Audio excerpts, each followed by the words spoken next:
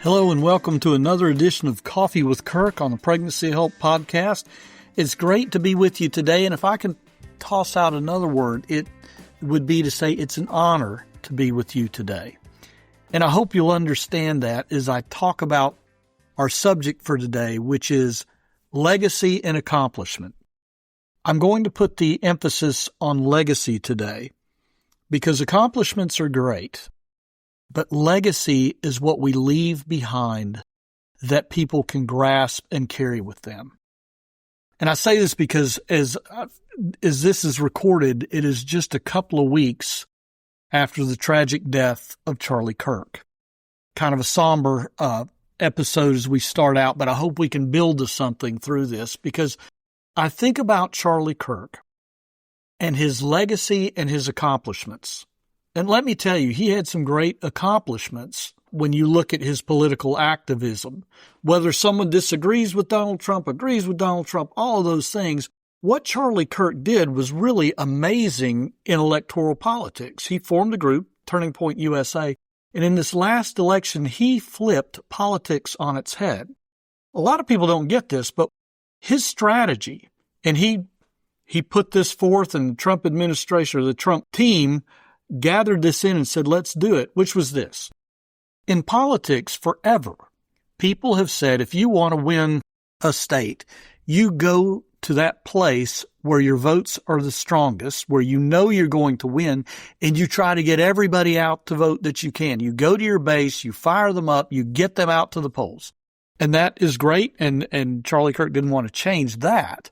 But what he did was he went to the Trump team and he said, hey, let's go to those places where we're not going to win.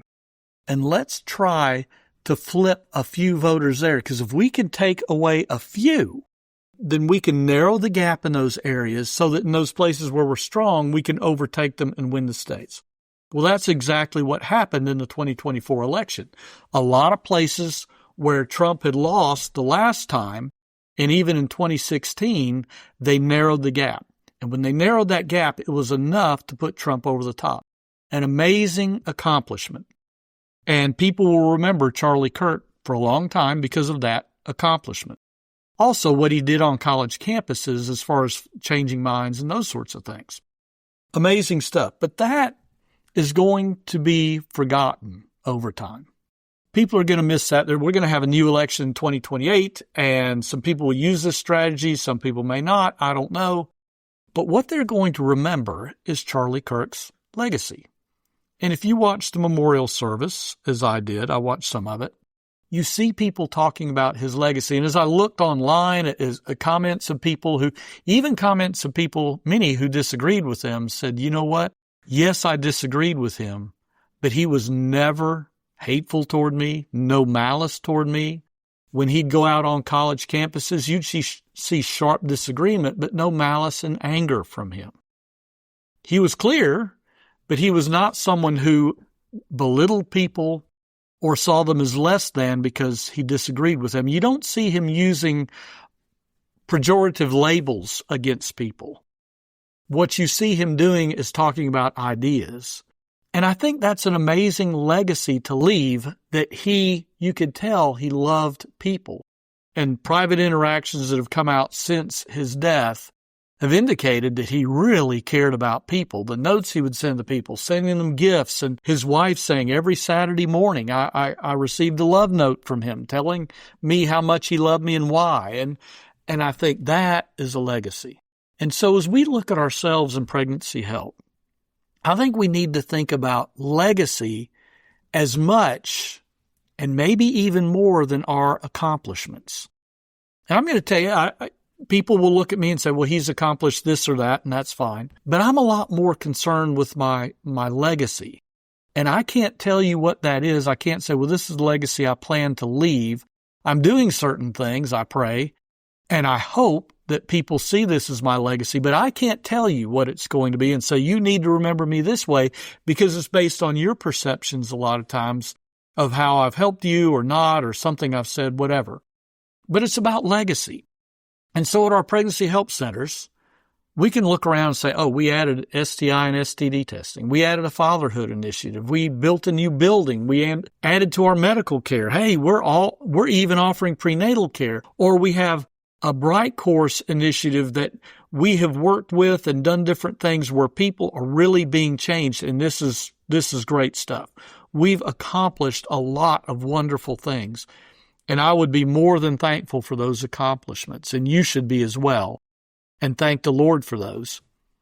But in the end, it's going to be our legacy. And our legacy comes from, how do people see us when they walk in our door? How do they remember us when they walk out, regardless of the decision they make? Were we planting seeds of fruit of the Spirit in their lives? And we talked about this before, and we will in a few minutes. Are we planting those seeds that leave long-term legacies? Because honestly, even the woman who sees her child on an ultrasound screen and changes her mind, which is a miracle in itself, she's going to remember that. She's going to remember, I changed my mind, boy, when I saw that baby on the screen. But she's not going to probably look back at you and go, I am so glad that they introduced ultrasound services. You know what she's going to remember? She's going to remember they loved me. And oh, by the way, when I saw my baby, it was something that I'll never forget. She's going to remember your legacy even more than your accomplishments. It's not going to be that she got a clear picture of her baby, although she may mention that. But I believe in her heart, she's going to remember the sonographer and how that picture was presented to her. With love, with gentleness, with patience, with kindness, with joy, and all of those things that Paul talks about in Galatians 5. And in fact, we want to talk about Paul. He talks about Jesus and his legacy in the verses preceding that Galatians 5 moment where he talks about the fruit of the Spirit. Let me tell you what I mean. Jesus' greatest accomplishment, I think we would all agree, is that Jesus went to the cross and gave his life for each of us. He was buried, and his resurrection, when his Father raised him from the dead, that resurrection, those were accomplishments that leave me speechless. And because of those accomplishments, you and I have the opportunity to live eternally. Those accomplishments, he's the firstborn raised from the dead, we get the same thing if we follow Jesus. So those were unbelievable accomplishments. But let me ask what I hope is not a question that sounds too weird, but I want to ask this question. What if Jesus accomplished that, but there was no legacy of love? What if people saw Jesus, well, he was an angry man. He was frustrated with everybody around him. He struggled to get along with people, but he did go to the cross. Now, I know that's blasphemy, and we can never even think in those terms. But I want to make that point because Paul in Galatians 5:14 says that the gospel is summed up in one word or one phrase, however the translations read. And it is this: you shall love your neighbor as yourself. Wait a minute. Paul also says in other places that if Jesus wasn't raised from the dead, we're to be pitied. But here he says the gospel is summed up in loving our neighbor as ourselves, because that is the legacy. And you know it and I know it. The legacy Jesus left was his ability to love people who were outside the margins, and his ability to engage people and draw them in so that his followers were massive before that final day when he was left almost alone at the cross. But then when he rose, again, more followers, the disciples who became apostles, then they speak the words of Jesus, the love of Jesus, and what happens? The church explodes because of the legacy too. The accomplishments are not the same without the legacy, and thank the Lord Jesus did both. His legacy is one we will never forget. And I think about legacy. I worked under a guy in my single dad days, which I've talked about on other podcasts. I worked at a Christian school in development. And I worked under a headmaster who had retired from public schools in Alabama and in Georgia, by the way, and then came back to this school in Alabama to lead this Christian school. And while he was a public school principal, his school was so amazing that they got 1,000 visitors a year to see how he had built a culture among the students, how he was raising their test scores, how his leadership had changed all these things in this community where he worked. And that was an accomplishment a lot of people don't remember anymore because that was 30 years ago. But what people remember is his legacy. I remember his legacy because when I was going through a tough time, his door was open and I could go in, sit down, and just talk to him about life and ask for some advice if I needed it. His legacy is that every teacher in that school, every single teacher knew, everyone I talked to, no one had a bad word to say about him because they knew he had their back and he loved them. Same with every student. They loved him. The kids, the elementary kids would come up and give him a hug every day and all these things. On Valentine's Day, he would give every single female teacher a Valentine. Said it was his favorite day of the year. Everybody got Valentines on that day from the headmaster. And I looked at people who would go into his office. He left his door open all the time unless he was in a meeting. Anybody could go in anytime and gain his ear. That's a legacy. And I go back to what we do. I go back to how important our work is. And I've said this before. Yes, we should strive for high standards in what we do. Yes, we should try to accomplish more. Heck, I've worked with boards on vision casting and different things like that and talked about what do we want to be in 3 years? What do we want to be in our community? What do we want to accomplish? All these different things. I have these conversations, and I love having those conversations. But again, we can't forget these are about accomplishments, which are very important. But the highest thing we can do, the highest calling for us, is to leave a legacy wherever we go. And as Charlie Kirk had no idea, his legacy was going to be left at 31 years old, and he left a powerful one. What is my legacy going to be? What is your legacy going to be? And I would posit this. And again, we've talked about this a little bit, but I would posit that our legacy is that we are planting seeds of fruit in every space, in every place where we go. You know the fruit of the Spirit more than likely better than I do. It's love, and I feel like love is the foundational piece of this fruit that Paul talks about. Love is the foundation. Out of that flows joy, peace, patience, kindness, goodness, faithfulness, gentleness, and self-control. Now, we work on all of these together, but at the same time, are we looking at each of these and saying words like, we say, what does love require of me right now? Very good question to ask. But there are times when we ask, what does patience require of me right now? And I think about this, about that time when Jesus was passing through Samaria and he sent an advance team to a village in front of him and said, hey, can you arrange lodging for the night? The advance team goes in and they look around, ask for a place where Jesus can have lodging. The community says no. Not just no, but heck no. Stay out of here. We do not want you in our village. Well, James and John get word of this. Jesus gets word of it at the same time. And James and John look to Jesus and they go, hey, do you want us to call down fire on this village and basically destroy them? Because they thought that's what you do. You go Old Testament on these people and you show them who the boss is.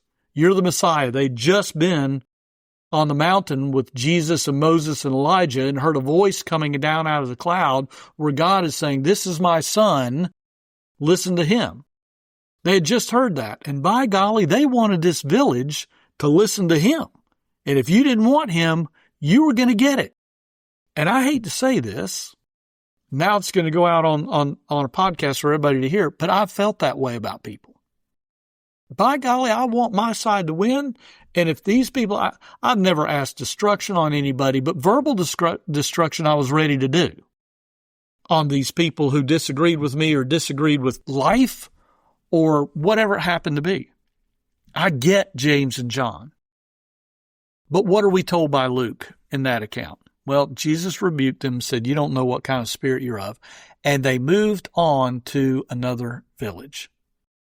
In that moment, Jesus planted seeds. And I'm just going to tell you, I really believe that Samaritan village later on, when awakening came to Samaria when Philip went in there after the first persecution of Christians. When Philip goes in and begins to heal people, proclaim the gospel, there's joy in the villages there. All these things are happening. I'm wondering if that wasn't one of the villages that came to know Jesus Christ and experienced one of those awakenings. I just wonder if that's not the case. I don't know that. I can't prove it by any stretch. But in that moment when Jesus could have said, yeah, if you want to call down fire, I'm good with that, Jesus displayed seed planting fruit. Obviously, he was a person of peace in that moment instead of destruction. He was patient with that village when he could have said some things. I mean, he could have said that village, it'll be easier for those in Sodom than for that village. And in fact, Jesus even says that a few verses later when he sends his disciples into Judea to do some of the same things, bring healing to those people there. And he said, look, if they tell you no in a village, you shake the dust off your sandals. But that was a different situation. In this situation, Jesus is engaging skeptics and cynics, and he exhibits extreme patience, kindness even toward them, goodness, faithfulness. You've given up on me, I won't give up on you. Gentleness at a time when we wanted a little destruction, and obviously self-control when he had the capacity to call down anything on that village in Samaria and chose not to do so. I'm like, that's the Jesus I know. That's the legacy that he left for us. What is the legacy that I'm leaving? When I walk into a tough situation, do I think first of planting fruitful seeds? And here's the thing about fruit. It takes time to grow. You cannot plant a fruit seed in the morning and then go gather that fruit in the afternoon. Just not going to happen. You know it and I know. You can pour all the water on it you want. You can gather up sunshine and put a magnifying glass on that seed, and it's not going to grow fast. But Jesus planted fruit, and you and I have the ability to plant fruit too, plant seeds of fruit. And I think these seeds are so much more important than we can fathom. Looking back, I want to go back to Charlie Kirk for just a second. I've watched countless videos of him over the last few weeks, because while I knew who he was, I'm going to be very honest with you. I thought, well, he's a firebrand. He really, and yeah, I mean, he was sharp when he needed to be. But at the same time, you look at him. I remember there was someone who was struggling with gender identity, and he starts by saying, would you be okay in this forum here telling me your story? And the person tells Charlie the story of how they came about to believe they were not the sex that they were born into. And he did not tear them down, did not say, well, that's a sin against God and blah, blah, blah. What he did instead was he said, here's the thing. My advice to you would be this. Because the person was asking for advice. Would you do this or do that? He said, okay, if you want my advice, it's this. And this is a guy, he's probably 29 or 30 at this time. And he says, my advice would be this. As you walk through this, I would seek to first find out why.